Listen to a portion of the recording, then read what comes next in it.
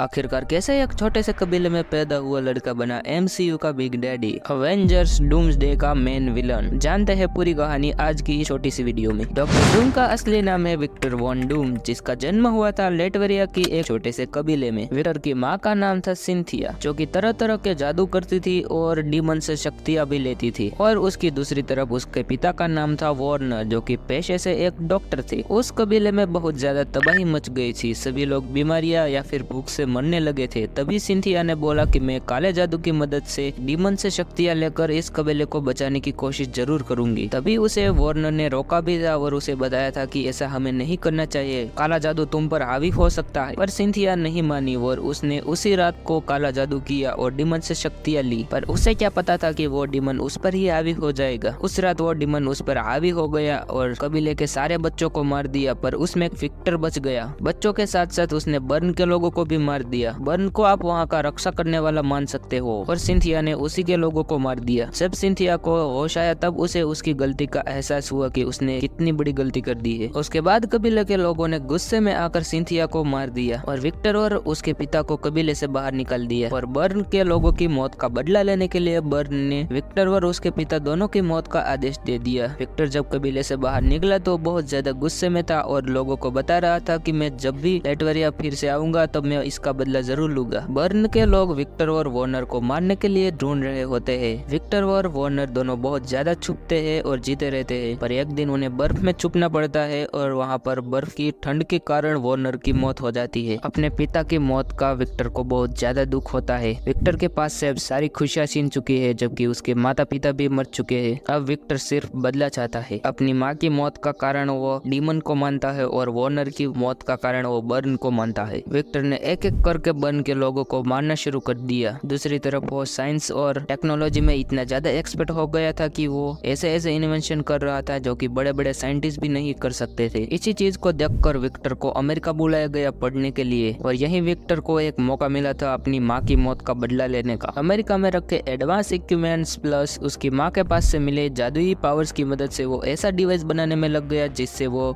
Multiverse में travel कर सके। और वहीं पर उसकी मुलाकात होती है रीड रिचर्ड से। रीड रिचर्ड ही एक ऐसा बंदा था जो कि दिमाग में डॉक्टर डूम का सामना कर सकता था, पर रीड रिचर्ड को यह नहीं पता था कि विक्टर के पास तेज दिमाग के साथ साथ मैजिकल पावर्स भी है। अपना सारा टाइम बर्बाद करने के बाद वो फाइनली उस डिवाइस को बना ही लेता है जिससे वो मल्टीवर्स में ट्रेवल कर सके, क्योंकि विक्टर मानता था कि उस डिमन के पास अभी भी उसकी माँ की सोल है जो कि कैद हुई है। उस डिवाइस की मदद से विक्टर उसी यूनिवर्स में जाता है जहाँ पर वो डिमन अभी भी है। वहाँ पर जाके उस डिमन के पास उसकी माँ की सोल भी उसे मिलती है, पर वो डिमन इतना ज्यादा शक्तिशाली था कि उसने एक ही झटके में उस डिवाइस को तोड़ दिया और पूरी बिल्डिंग में एक बड़ा सा धमाका हुआ, जिस धमाके में विक्टर का मुंह बुरी तरीके से जल चुका था। उस हादसे के बाद जब भी विक्टर अपना मुंह देखता था तो उसे सिर्फ और सिर्फ उस डिमन की याद आती थी। उसके बाद विक्टर पूरी दुनिया घूमता है पावर हासिल करने के लिए। उसके बाद विक्टर इंडिया से होते हुए हिमालय पहुंच जाता है, क्योंकि उसे पता चला था कि हिमालय की चोटी के ऊपर ऐसे मॉन्क रहते हैं जिनके पास एंशिएंट मैजिक प्लस